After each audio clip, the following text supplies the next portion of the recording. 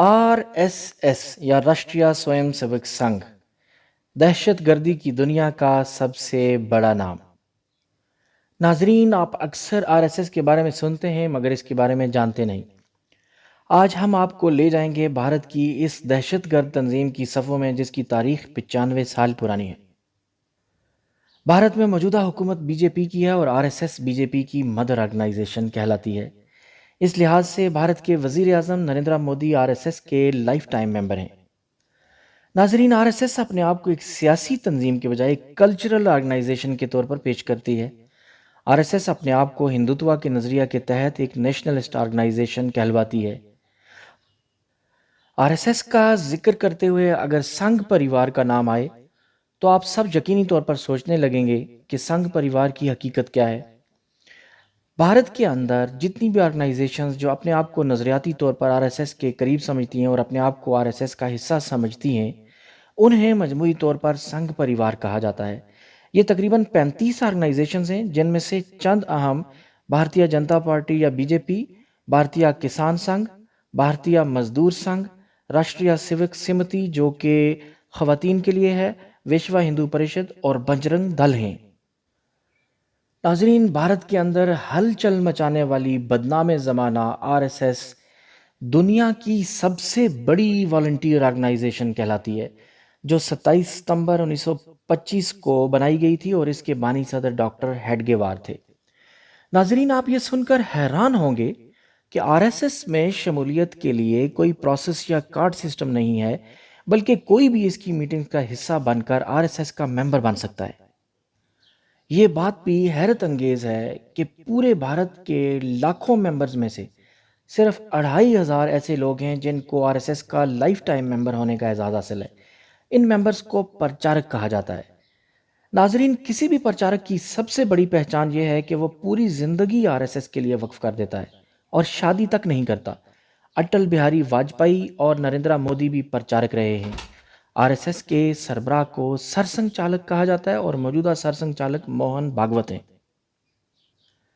ناظرین، یہ سمجھا جاتا ہے کہ آر ایس ایس مسولینی کے فاشزم اور ہٹلر کے نیشنلزم سے متاثر ہے اور اسی لیے بھارت کو ایک ہندو ملک بنانے کے خواب دیکھتی ہے۔ ہندو دہشت گردی کی نمائندگی کرنے والی آر ایس ایس کو بھارت میں 3 دفعہ پابندی کا سامنا کرنا پڑا۔ 1948 میں آر ایس ایس کے ممبر گوڈسے نے مہاتما گاندھی کو قتل کیا اور آر ایس ایس کو بین کر دیا گیا۔ 1975 میں اندرا گاندھی نے ملک میں ایمرجنسی نافذ کی اور آر ایس ایس کو بین کر دیا گیا، جو 1977 تک جاری رہا۔ تیسرا بین آر ایس ایس پر 1992 میں لگا جب بابری مسجد شہید کی گئی، جو 1993 تک بحال رہا۔ ناظرین، جب ہر طرف آر ایس ایس کی انتہا پسندی کا تذکرہ کیا جاتا ہے تو پھر آپ یہ بھی سوچنے پر مجبور ہوں گے کہ آخر آر ایس ایس کی سوچ اور اس کا فلسفہ کیا ہے۔ تو غور سے سنیے۔ سب سے پہلے آتا ہے اکھنڈ بھارت، یعنی کہ پاکستان، بھارت اور بنگلہ دیش کو ایک ہونا چاہیے۔ آر ایس ایس کا دوسرا فلسفہ یہ ہے کہ بھارت کے اندر رہنے والا ہر انسان ہندو ہونا چاہیے۔ تیسرا فلسفہ ہندوتوا کا فلسفہ ہے، جس کے مطابق بھارت صرف اور صرف ہندو ملک ہے۔